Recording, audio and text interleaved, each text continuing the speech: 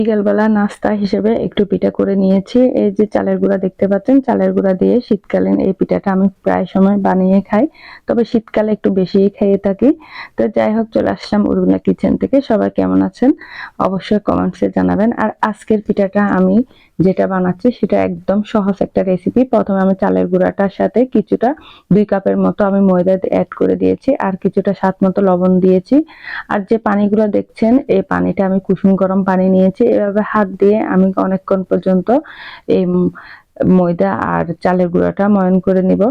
অনেকক্ষণ পর্যন্ত হাত দিয়ে কিন্তু একদম সময় নিয়ে একদম ক্রিমি ভাব করে নেবেন। তো আমি এখানে কিন্তু 5 মিনিটের উপর বেশি করে আমি এটা অনেকক্ষণ হাত দিয়ে ময়ন করে নিয়েছি। এই যে দেখেন, যত হাত দিয়ে ময়ন করবেন পিঠাটা ততটা একদম ফুলে উঠবে, আর না হলে কিন্তু পিঠাটা তেমন একটা ফুলে ওঠে না। তো এভাবে করে আমি কিছুক্ষণ এটা রেখে দিয়েছি। আর এক পাশের মধ্যে আমি একটু গুড় দিয়ে পানি দিয়ে এটা চুলার উপর বসিয়ে দিলাম। তো চুলার উপর কিছুক্ষণ বসিয়ে আমি নাড়াচাড়া করতে করতে একদম গুড়টা গলে যাবে। দেখেন একদম গলে গেল। তারপর এই গুড়টা গলে আসলে তারপর আমি যে ময়দার ডোটা করে রেখেছিলাম, তো ডোটার সাথে আমি এখন অ্যাড করে দিব। যেটা গরম হয়েছিল আমি ডোটার সাথে একদম চামচ দিয়ে নাড়াচাড়া করে করে একদম অ্যাড করেছি। অনেকক্ষণ পর্যন্ত নাড়াচাড়া করেছি। মিষ্টিটা আপনারা আপনাদের স্বাদ মতো দিবেন। আমি আমার স্বাদ মতো দিয়েছি, আমি কিন্তু আর চিনি দিই নাই, শুধু এই গুড়টা দিয়ে করলাম। শীতকালে এই খেজুরের গুড় দিয়ে পিঠাটার মজাই আলাদা। তো প্রায় সময় তো আসলে আমরা তেলের পিঠাটা তেমন একটা খাই না, কিন্তু বছরে 1-2 বার খাওয়া যেতে পারে, সমস্যা হয় না। তো যাই হোক, এগুলো আমি অনেকক্ষণ পর্যন্ত কিন্তু মতে নিয়েছি। এই যে দেখেন, তো এই ডোটা এমন ভাবে করবেন, বেশি পাতলাও না বেশি গাঢ়ও না। তো এটা এভাবে করে হাত দিয়ে করবেন, আর ঠান্ডা পানি দিয়ে করলে কিন্তু হয় না। তো ডোটা করে কিন্তু আপনারা চাইলে 10 মিনিটের মতো রেখে দিতে পারেন, তাহলে কিন্তু পিঠাটা অনেকটা ফুলে ওঠে। তো এখানে আমি তেল বসিয়ে দিয়েছি, আর একটু করে দিয়ে দেখলাম তেলটা গরম হয়েছে কিনা।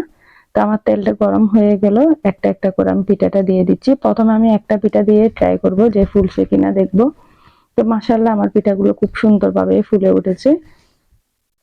আর পিঠা বানাতে গেলে যদি না ফুলে বা এলোমেলো হয় খুবই বিরক্তকর লাগে।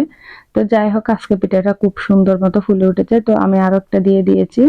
প্রথমে আমি 2টা দিয়ে দিলাম, এরপর 3টা-4টা করে আমি এগুলো ভেজে নিয়েছি। এটা কিন্তু একদম অল্প সময়ে ভাজি করা যায়।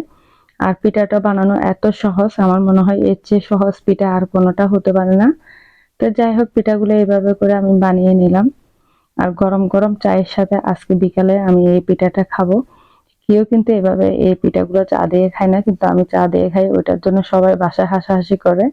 তো যাই হোক, এই যে পিঠাগুলো সবগুলো আমি বানিয়ে নিয়েছি। এত সুন্দরভাবে ফুলছে বলার মতো না, আর খেতেও কিন্তু অনেক ভালো লেগেছিল, কারণ খেজুরের গুড়ের যে ফ্লেভারটা সেটা আমার কাছে অনেক ভালো লাগে পিঠার মধ্যে দিলে। তো যাই হোক, পিঠাগুলো একটা একটা করে তুলে নিচ্ছি।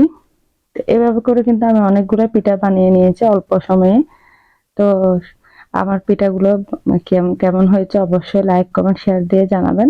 আর কে কে এই পিঠা পছন্দ করেন, তা আমার মতোই আসলে এভাবে কে কে পিঠাগুলো বানান সেই কথাটাই বলতে চাচ্ছিলাম। তো যাই হোক, এই যে পিঠাগুলো কিন্তু আমার প্রায় হয়ে গিয়েছে। পিঠা বানানো আসলে তেমন একটা কঠিন না, বানাতে জানলে অনেকটা সহজ হয়। তো সবার কেমন লেগেছে অবশ্যই জানাবেন। আর আমার এদিকে পিঠাগুলো হয়ে আসছে। তো গরম গরম আমি এখন পরিবেশন করব। এই যে দেখেন, একদম কালারটা এত সুন্দর হয়েছে বলার মতো না।